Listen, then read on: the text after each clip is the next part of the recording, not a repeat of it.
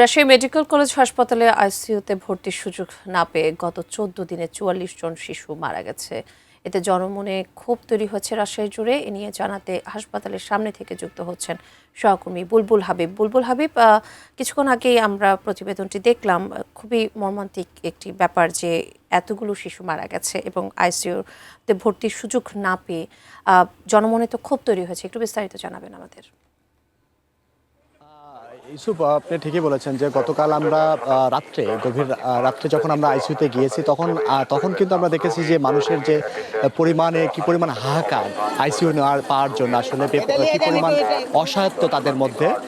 সেই আইসিইউ পাওয়ার জন্য তারা কিন্তু খুবই ছোটাছুটি করছেন এবং সেই আইসিইউটা পাচ্ছেন সিরিয়াল দেওয়ার পরে কারো ৩ দিন ৪ দিন সময় লেগে যাচ্ছে আইসিইউ পাওয়ার জন্য। অর্থাৎ আইসিইউর যে সংকট, সেই সংকটটার কারণেই এই চিত্রটা তৈরি হয়েছে এবং বিশেষ করে উত্তরবঙ্গ এবং দক্ষিণবঙ্গের যে মানুষগুলো রয়েছেন দূর দূরান্ত থেকে তারা আসেন এবং যারা নিউমোনিয়া, ব্রঙ্কাইটিস সহ জ্বর, সর্দি, কাশি এ ধরনের অসুখে শিশুরা কিন্তু একটার পর একটা মারা যাচ্ছে এবং প্রতিদিনই গড়ে একজন করে মারা যাচ্ছে কিন্তু এই একটা চিত্র।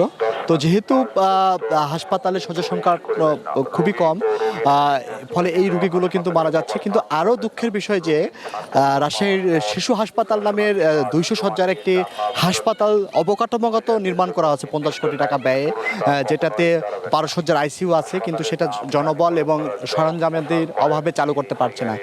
আমাদের রাজশাহী মেডিকেল কলেজ হাসপাতালে যেখানে এই যে ১২ শয্যার যে শিশুদের আইসিইউ বেড রয়েছে, যেটা আসলে সব মিলিয়ে ৪০ শয্যার আইসিইউ বেড, সেখানে পাশে কিন্তু আরও ২০ শয্যার আইসিইউ এখনই শুরু করতে পারবে হাসপাতাল কর্তৃপক্ষ যদি জনবল